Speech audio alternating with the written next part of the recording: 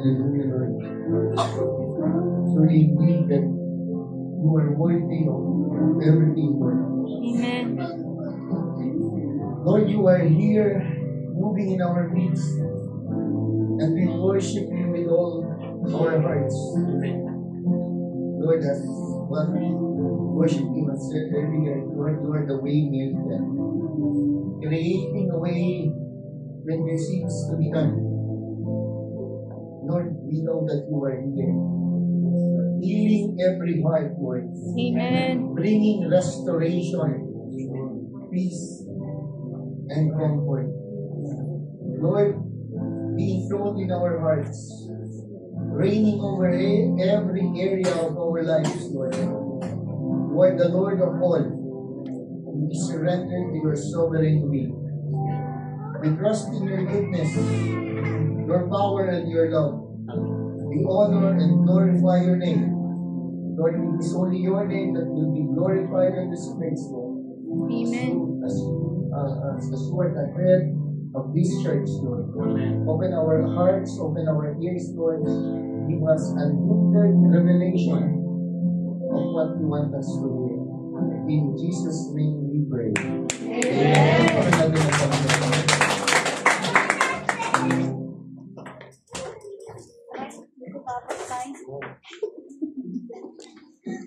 Hello? You have time to sing. You're next.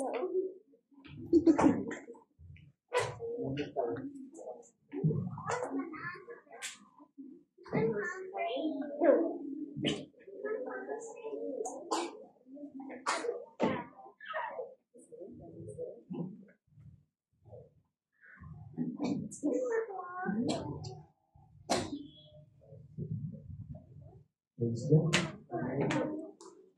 Nagreklamo sana ako ng sumasakit ko. Pag-ibigan ko, kaya lang. Nagreklamo sa'yo. Nagreklamo rin sana ako, kaya lang. Walang titigsin ko na lang. Pag mo rin, bawal na magreklamo ba? Hallelujah. I was preparing the preaching earlier. Welcome to Shane, si Camille, si Michael Angelo Pigol, si Yolanda. Kumusta po? Lahat ng mga kailangan. Gayang pagbabalik. Joby, kumusta? Hallelujah. Actually, I was preparing kanina sa preaching. I was about to teach really, and I'm planning to sing really hard today. And alam mo yun, nag-prepare ako ng notes, outline. Sabi ko, Lord, the only thing that separates us from you is our sin. And I really want to hit it hard na talagang ayaw na namin ulitin. Lord, protect you na. Ano siya, timan ang service. So, nag-outline ako. Sabi ni Lord, I believe, kasi hindi naman ako tutuwa ng demonyo mag-preach for sure. Sabi niya, you reminded me about the church. So, sabi ko, church is pretty basic sa kanila for those who are taking up the discipleship. Kasi talagang inaral natin ang church one way or another. Kaya lang, parang dinisregard ko ba siya? Gusto kong ituloy ulit yung pag-aaral ko kasi gusto kong sundan yung preaching ni Gana last time about the sin, yung patuloy natin pagkakasala which we are facing also in continuous consequences in our lives. Which is supposedly dapat isang metro ang kasalanan lang, let's say, isang metro ang kasalanan, dapat isang metro ang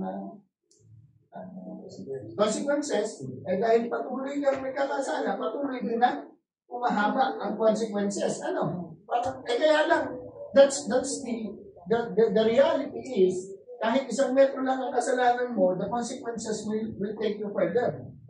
Kasi there is a domino effect. Not only in our lives, but also to the people around us. So, yan yung mga gusto ko banatan, yung gusto ko hearing. And suddenly, I changed to church. Praise be to God na almost tapos na ang preaching ko because of the WC. Kanina, sabi ko kay Jan, alam mo ba Jan na patawag sana rin ako mamaya ng tatlong lalaki para magkaroon tayo ng sample dito. Kaya nagtumawag na si Alma ng tatlo. It's the same analogy. Sabi ko, magpo-close na lang siguro. But I believe it's God's will kung bakit naka-align ang bawat isa ngayon. Now, we all know what the church is. Tama. Hindi ito yung building. Hindi ito yung lugar. Sino nag-discipleship? Tatawagin ko dito sa harap para sila na lang ang magpaliwanag. Alam mo, we are the church. It's not the building, it's not where we are, but tayo ang church. Nagkakaintindihan tayo. Sino may alam na tayo ang church? Okay, so madali lang to. Lahat tayo, we are the church. Ano po? Let me read Matthew 16. Ang sabi sa Matthew 16, verse 13 to 20, when Jesus came to the region of Caesarea, paano ba ito sabihin? Caesarea, Philippi, he asked his disciples, who do people say that the Son of Man is? Well, they replied, tinanong ka nga naman ni Lord, alam namang hindi ka sumagot. Well, they replied, some say John the Baptist, some say Elijah, and others say Jeremiah, or one of the other prophets. Sabi doon,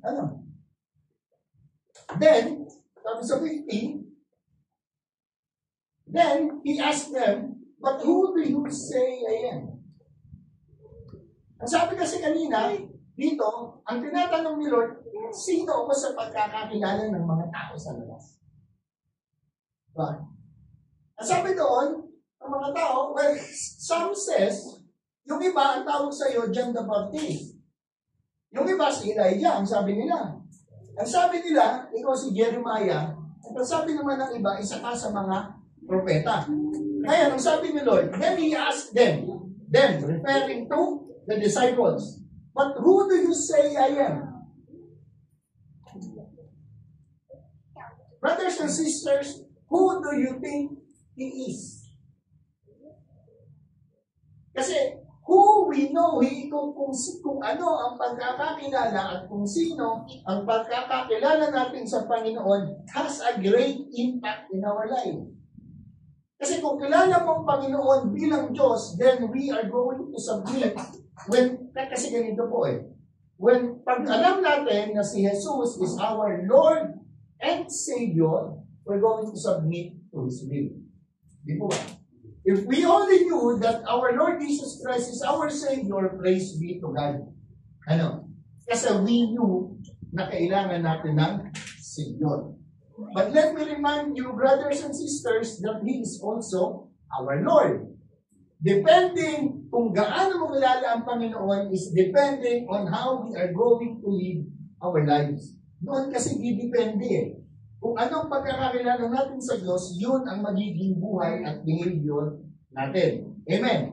Simon Peter answered, Pedro, ang sabi niya, you are the Messiah, the Son of the living God. Grabe si Peter, nakatama.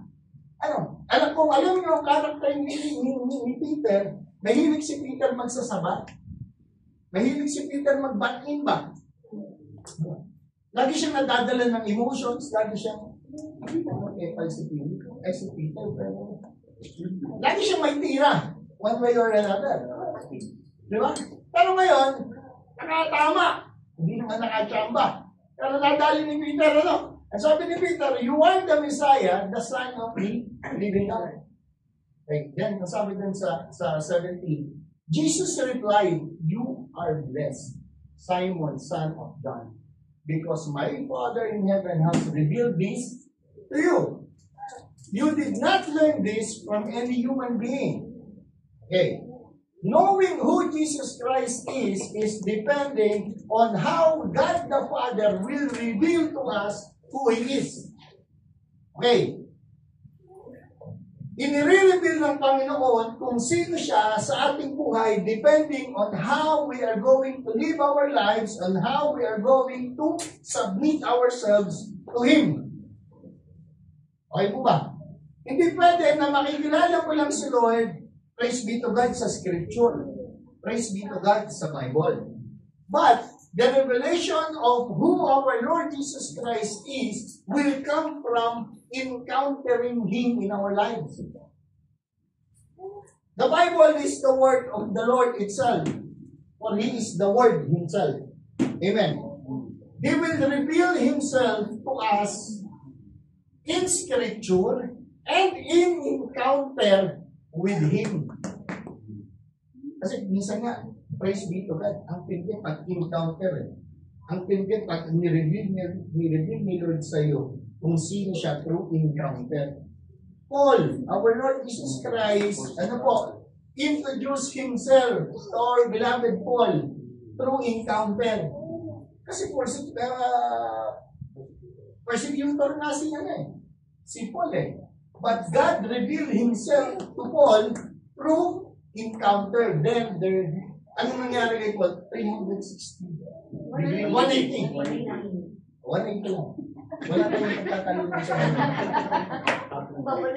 Kasi bumalik. Now, Peter knew by the revelation given to him by our Lord, by God the Father, that Jesus Christ is the Messiah. Ang sabi ngayon ni Lord, now I say to you, sabi dito, now I say to you that you are Peter, which means rock. Di ba? And upon this rock, I will build my church. And all the power of hell will not conquer it. There is a great debate, alam mo, sa iba po kasing paniniwala, ang sabi ni Paul, ang sinasabi ni Lord is through Peter. Ang sinasabi kasi ng iba dito, that through Peter, a church will be established. Pero ang sinasabi po kasi ng Panginoon dito is upon the revelation that has been given to Peter, then I will build my church. Yun po kasi ang sinasabi dito ng Panginoon. Hindi po kay Peter nagsimula ang church. Nakaintindihan tayo. Ang sabi po dito, now I say to you, talking to Peter, kasi nagkalituhan kasi ang ibig sabihin ng Peter. Diba? Kasi si Lord din naman ang nagbigay ng pangalan kay Peter, which is supposed to be Simon. Now, ang sabi niya dito, iset aside natin yung which means rock. Dapat pala hindi ko nilagay. Now I say to you that you are Peter, and upon this rock, upon the revelation that has been given to you by the Father, I will build my church.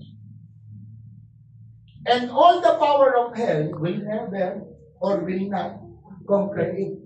Imagine that the church that has been established by the Lord, ang sabi dito, and all the power of hell will not conquer it. Okay. Ganyan i-build ni Lord ang church niya. Ang sabi niya. Okay. Tingnan natin dito. Tapusin natin yung pagbabasa, then tapos may natin. Sabi mo dito sa 19, and I will give you the keys of the kingdom of heaven. Whatever you forbid on earth will be forbidden in heaven, and whatever you permit on earth will be permitted in heaven. Then he sternly warned the disciples not to tell anyone that he was the Messiah. Okay, the Lord of the church of our Lord Jesus Christ will be established according to the revelation that has been given to Peter, which is Christ is the Messiah. Nakakaintindihan pa tayo?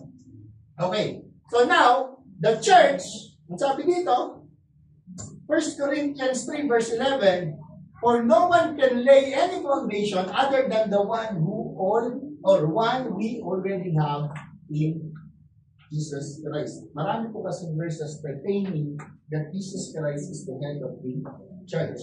And the church itself is us. Tayo po kasi ang church Kanina nag-close na tayo na tayo ang church. And our head is our Lord Jesus Christ. Amen. Now, ngayon, kung tayo pala ang church, bakit tayo pupunta sa church? Hindi mag-bahay na lang ako. Di ba? Kasi church naman pala ako eh. Nag-church ka na. Hello. Ako ang church. Hindi mo ba? Ngayon, linawan natin. Ang sabi dito, ecclesia is a Greek word defined as a called out assembly or congregation. Ecclesia is commonly translated as church in the New Testament. Actually, sa Matthew, this is the first time that church has been used sa Bible. Okay, now, we are the called out assembly or we are the called out ones. Ibig sabihin, we have been separated from the world.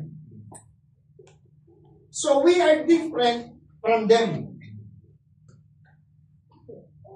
Don't get me wrong, I'm not saying that we are better than them, but we are different from them. Why? Because we are being sanctified by the Lord. Okay? We are the called out ones. Now, ang sabi dito, commonly translated as church, since our Lord Jesus Christ is the head of the church, okay, He should be the head of our lives since we are the church. We are also the bride, we are also called the bride of Christ. Di ba? Kasi ganun pala eh. So kung ako ang church, pastor, hindi na kami sisimba. Di ba? Mag-worship na lang ako sa bahay. Pwede, may YouTube eh. So bakit ka sisimba? Bakit kailangan ko pang pumunta sa church? If we are called the church of God. Ano yung sabi nito? Pag-usapang natin. And let us not neglect our meeting together. As some people do. But encourage one another, especially now that the day of His return is drawing near. Malapit na ang pagbabalik. Buta yung ginamit kanina ni Alma sa 1 Thessalonians. Akala ko ito rin yung gagamitin niya. Praise be to God. At least we are aligned to the will of God. Sa word niya. Ano po? Now, bakit tayo pupunta sa church? Because it fuels our faith. Hindi mo kayang i-fuel ang faith o na ikaw lang mag-isa. We need to attend the gathering of the church because it fuels our faith. The level of affirmation of who God is in our lives can only happen o madalas dito sa loob ng simbahan. Testimonies, grabe ang mga testimonies kanina. That is an affirmation and they are testifying about God's amazing goodness in their lives. Amen. So anong nangyayari pag nakakarinig ka ng testimony? Anong nangyayari pag nakakarinig tayo ng mabubuting bagay na ginawa ng Panginoon? It affirms our level of faith. Mas lalo kang nagtitiwala at nananampalataya sa Panginoon dahil may nagpapatotoo. Di ba? Hindi YouTube lang. So we need to attend the church because it fuels our faith. Okay po ba? Okay, what's next? Ang sabi sa Genesis 2, verse, ano po? Pasulyo, 18. Ang sabi doon, okay, then the Lord said, it is not good for the man to be alone. I will make a helper. I will make a helper who is just right for him. So, isolation is not from the Lord. Hindi pwede saka na ako, magpapaturo mo lang kay Lord. Paano ko magpapaturo mag-isa kay Lord? Hindi ko alam, nasubukan niya na kasi hindi ko pa po nasusubukan. But come to think of it, Pag mag-isa ka lang, your mind o yung isipan natin will be the devil's playground.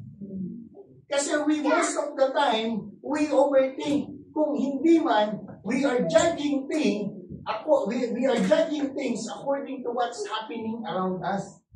Okay, if you isolate yourself and you will keep on telling others that, saka na ako kasi nagpapatama ako, Pastor, sorry po kasi may mali pa sa aking puso. For info lang, ang dami pa rin mali sa aming puso.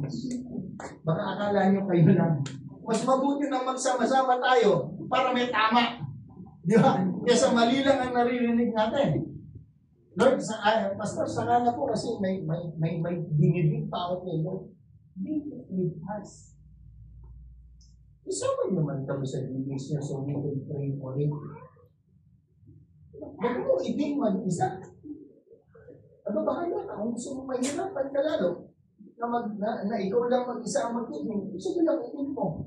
But I want you to know that you're my family here. Olivet Grace Church is established not just for individual who is perfect. Kasi wala mang perfect. Wala mang perfect na church. Diba? Ano man magiging perfect na hindi ko tayo. Pag walang tao, kahit tao, minsan hindi umanda ng AC, so hindi rin perfect. Last time na wala ng kuryente, so wala talaga. But come to think of it, you are not, alam mo, hindi kasi natin nature ang mag-isa. Di ba, anong sabi niya? Ano ba tawag pag gusto mag-isa? Isolate. O basta, wag niyo i-isolate ang sarili niyo. Yeah, you know why? Because if you're going to isolate yourself, your mind will be the devil's playground at lalo kang ilulubog ng ilo. Why? Because the devil will continually sa isip mo that you don't deserve what you have. That God hasn't really forgiven you. Na hindi ka pa talaga nakakalayo. Bakit ang pupunta ko? Alam mo bang kasama yung mga? Tingin lang, tingin sa kanan. Tapos tingin sa kaliwa, alam mo bang kasama yan? Lord, Pastor, ayaw.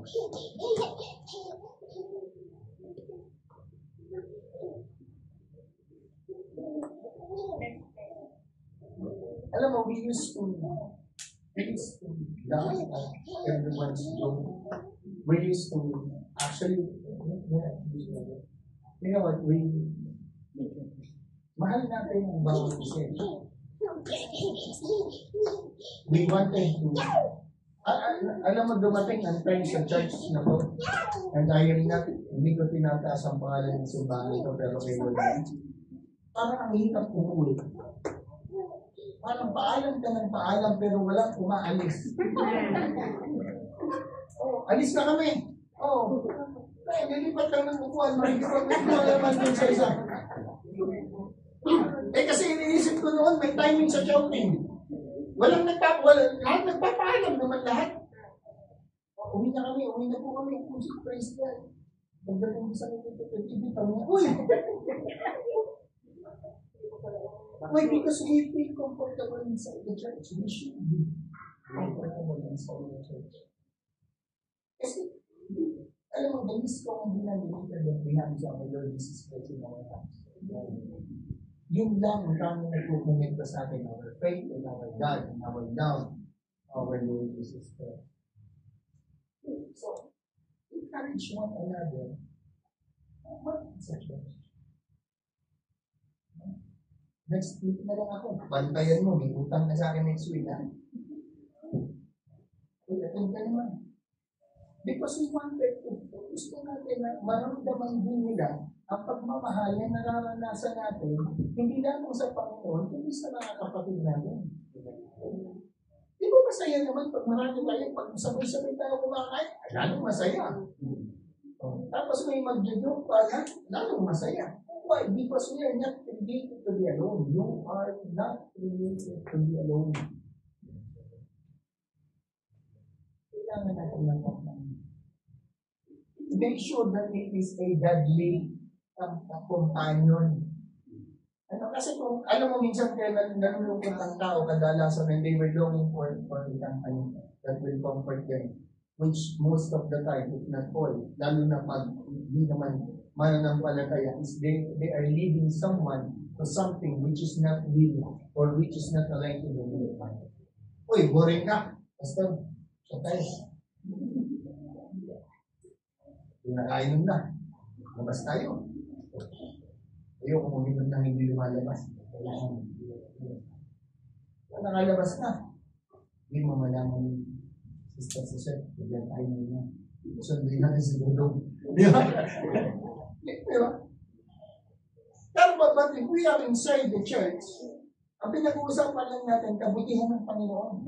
On how God changed our hearts, kung paano tayo nagiging kontento sa mga bagay na binigay sa atin ng Panginoon.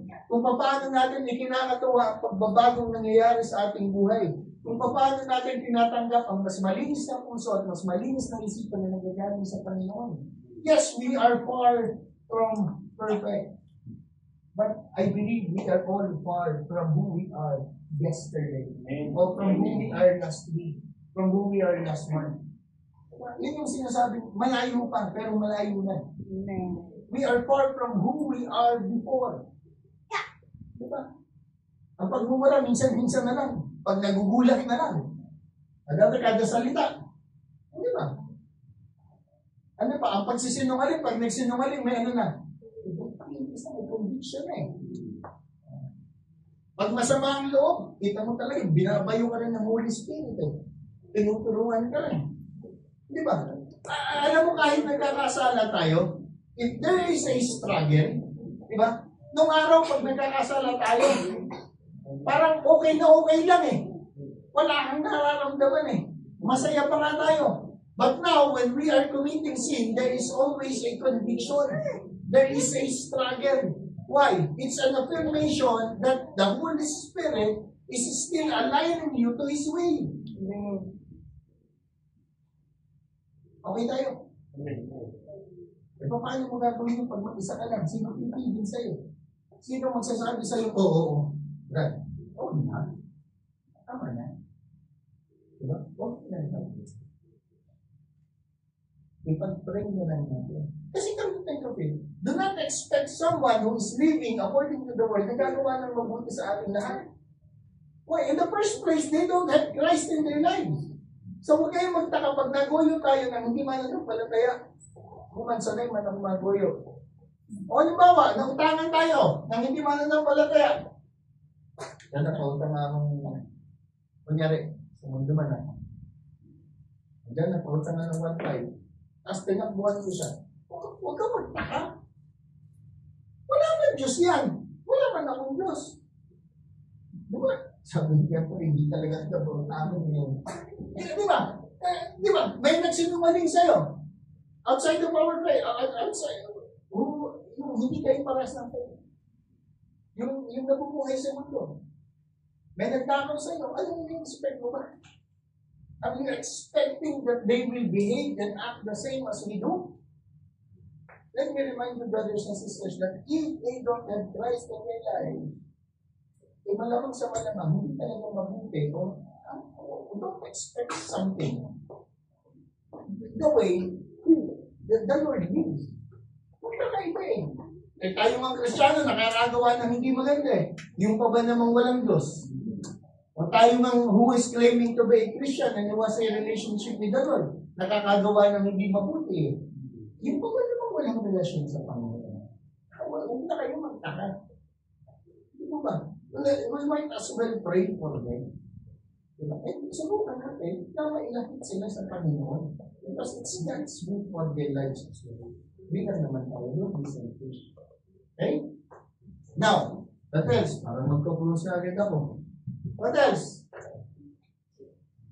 Proverbs. Unfriendly people care only about themselves.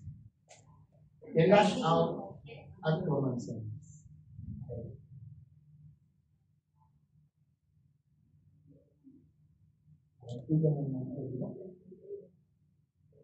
Praise be to God.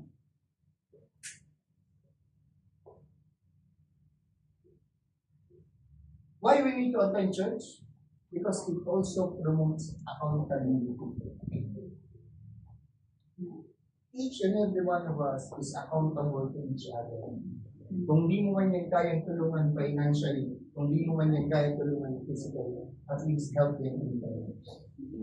Include them in your prayers.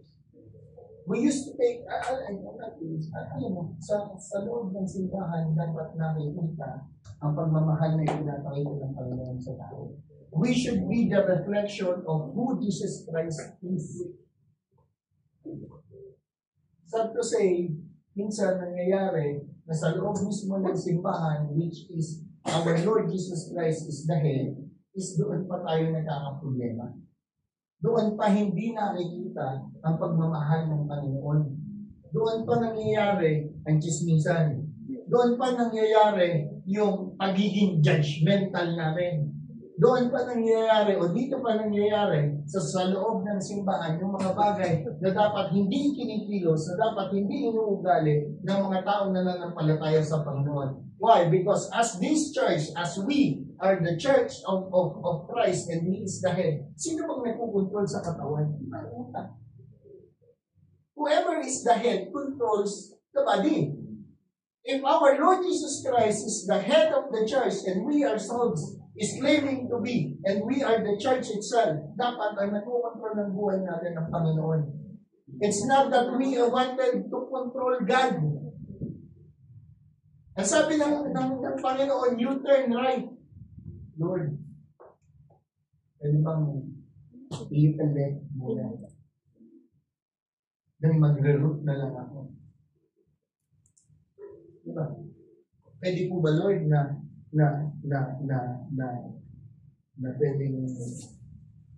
pwedeng po ba, Lord, na hindi mo muna i-surrender to sa kanan? If we are claiming to be the church, if we are claiming to be, di ba, ang sarap i-claim? Kasi sinabi mo, because on different faiths, sa iba kasi paniniwala at pananampalataya, they were thinking that the church is the building itself. Punta ka sa church, ano naman? This church also, but not biblically. Technically, tama yun. That's the church. Because kailangan natin ng lugar where we need to gather. Sabi nga, bakit pa may church? Bakit may only by place? Because we need a place kung saan tayo mag-gather. Alam mo, mag-gather tayo sa park. So, tingin nyo, papayagan tayo mag-ganito. Bukod tapos ang ingat. Huwag na tayo maki-assembly. Huwag na tayo pumunta doon. Kasi ang ingat man. Hindi mo ba? Hindi na tayo kung sinong tututog ng drum, siya ang magdala sa park. Lumipan siya.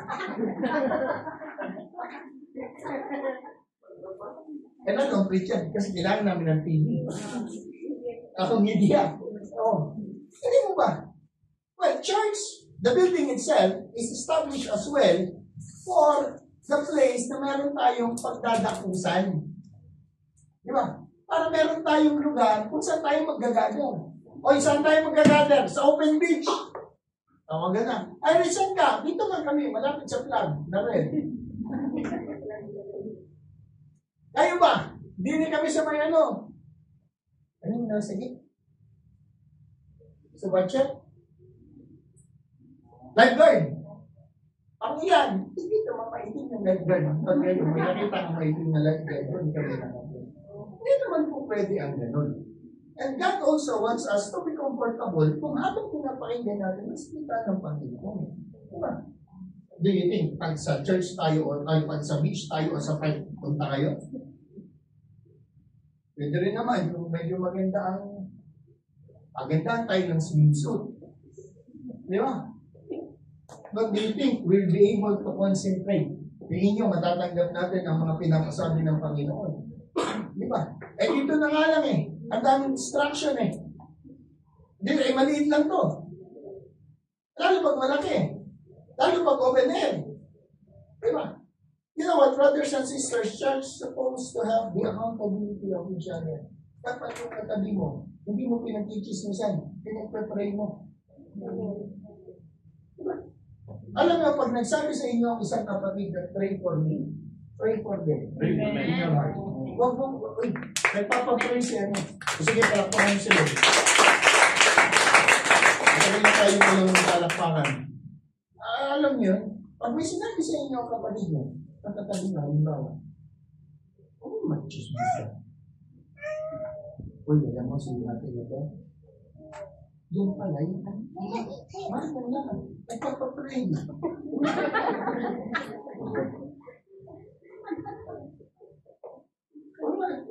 We also need to protect the credibility of our brothers and sisters. Amen. Hindi pa tayo nagkakasala lang kung tayo nagkakamali. Who do you think you are? Masabihin sa iba kung ano ang mga pagkakamali ng ano, directly. Hindi tayo dapat matutuwa sa kahinaan ng tayo. Sabi nga kanina, ang kahinaan ng isa ay pwedeng kalakasan ng isa. That's why we need the church. Para pag ang isa nangihina, maging kalakasan kayo. O tayo. Ang isa naman malakas, mag-share ka man. Ng kalakasan mo sa iba. Amen? Amen. Hindi po tayo magkakakilala. Lahat tayo is gathered by our Lord Jesus Christ to be in one church. Amen. One way or another, we have its own purpose. May purpose kung bakit nandito kayo. Inside of you will be the strength of someone who feels weak. You will be the joy, di ba? Of someone who feels sad. Kaya ganyan naman ang buhay. You will be a blessing for sure. Diba? Meron nagpapasaya. Meron tututo. All of you, or all of us, is gathered by our Lord Jesus Christ. We are the whole of one with a purpose. Hindi pwedeng nagsasama-sama lang tayo, hindi palita lang tayo. All of us is given a mission by our Lord. Dapat makita sa ating buhay kung sino ang Panginoon. Amen. Saan ang church mo? Sabihin ako church. I am the church. Sa akin ka magsimba, no? Pag nasabihan out of context kayo. At hindi ba, you'll be a spirit of someone who is.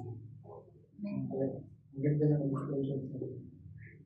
When you feel weak, you should run towards the church. Okay naman. Pag nagkasala tayo, kasi yun naman ang likas na tao. Sige. Pag nagkasala tayo, okay naman. Lumapit naman yun. Wala naman siguro dito ay bilib na mapanghusga. Meron pa ba? Wala man sumagot. Wala. Wala meron pa ba? Amen. Yeah. Ito ako. Who are we to judge someone? Sa pagkakamali niya sa hindi natin ikinakatawa ang kamalian ng iba. We should pray for it. We are church. We are accountable to each other. Lahat tayo may accountability sa bawat isa. Pag sinabi, ayoko kasi makialam. Ayoko na stress. May stress ka man pag sinarili mo. Whatever you're going to hear from our brothers and sisters should be lifted up to God. Kasi hindi man ikaw masusolusyon yan, si Lord. You might be the vessel of his or her prayer, pero hindi ikaw ang susolusyon yan. Huwag ka magpaka-superhero. On the story that we have in our lives, si Lord lang ang hero na. Amen. Hindi ikaw, don't join my hero. Ikaw ang hero ko. Si Lord ang superhero. Actually, yung hero na makaliit na salita para sa Panginoon. Again, let's be united as one church. With one accord, glorifying the name of our Lord. Amen. Walang selfish intention. Amen. Hindi natin pwedeng itaas ang pangalan natin dito. Amen. Sabi ni Lord, pastor ka pala ha. Pinataas mo yung pangalan mo. I am the church. Okay. Uwi, mamayang gabi, uwi sa akin ha. Mag-usap tayo. Ngayon tuloy mga kabalik. Hindi ba? Praise be to God. Ano, na pinauwi nyo na ng Panginoon. Saan ang ating kapit? Let me remind you. Ulitin ko man, hindi talaga ako mapakalimutan. Papahingi rin ako ng volunteer. Kuya Mike. Binigay mo din sa akin yung ano na yan. Lalaki man, lalaki. Kuya Mike. Ito. Kuya Mike. Halika, ano, ulit ka. Kasi ang kanya kanina holdingan. The illustration that was being given to me. Ayan. Ito, ako nagpapagaan. Ay, magaan pala kailangan ko yan. Sino ang sakto? Si Kuya Mike. Mike? Magaan. Ngayon, Kailangan na magaan.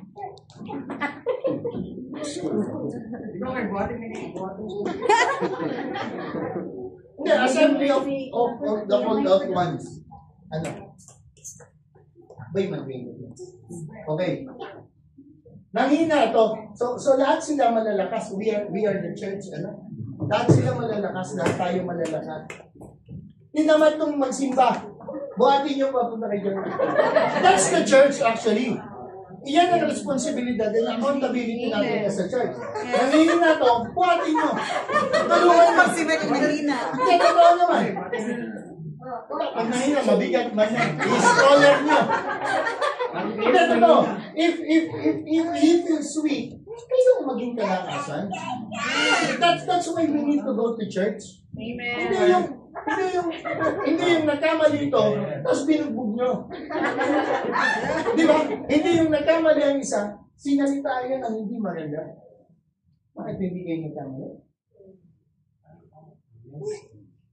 O yung walang siya ang unang bumato. Unang upuan, kung gusto nyo. Hindi mo ba? Pero dapat, tinaman siya, mag-church, these two will be the, and sila yung mag-encourage. In weak, we should be their strength. Ano? Nagkamali, huwag natin i-judge. Let's move forward with one accord, palapit sa Panginoon, hindi pala yun. Halimbawa na, nagkamali si Dong, huwag niyo si Dong, tayo na lang tatlo. Sinungaling yan eh. Ganun ba dapat? No. We're not acting like that. Ano tayong gangster? Di ba? Pag umalis na lang, di ba ganun ba? Alam mo kasi narinig yan. Para tayong mga paraseyo nila. Ay, tayo na. Diba? If someone is committed a sin, let's encourage him to go back.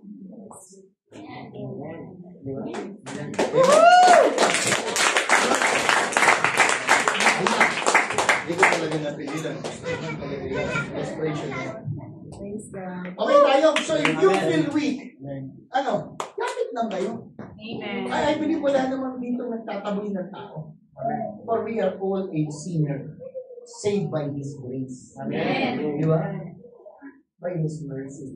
May pagkakamali tayo, tama natin tayo. Nakasakit tayo sa story. Nasaktan tayo, we forgive. We are in church. Alam mo, kaya nga sabi, di mag-isa na lang ako. Parang ang basketball player na walang team. No, marunong naman ako mag-basketball, hindi mo kasi mag-isa team. Tapos gusto yan eh. Parang ang football player na wala kang team.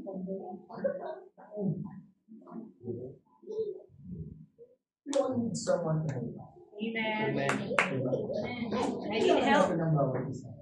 That's why church is given to us by our Lord. Ang sabi sa kantang kailangan. Kailangan kita. Kailangan kita. No, actually, the Christ in you, kailangan na yun. Kailangan kita.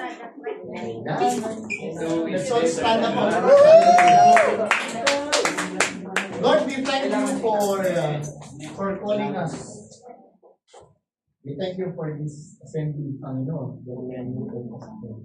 Lord, hindi man kami pare-pareho ng ugali, hindi kami pare-pareho ng character. But one thing that we have in our heart is you alone. Amen. Lord, rule over our lives. Rule over what we have.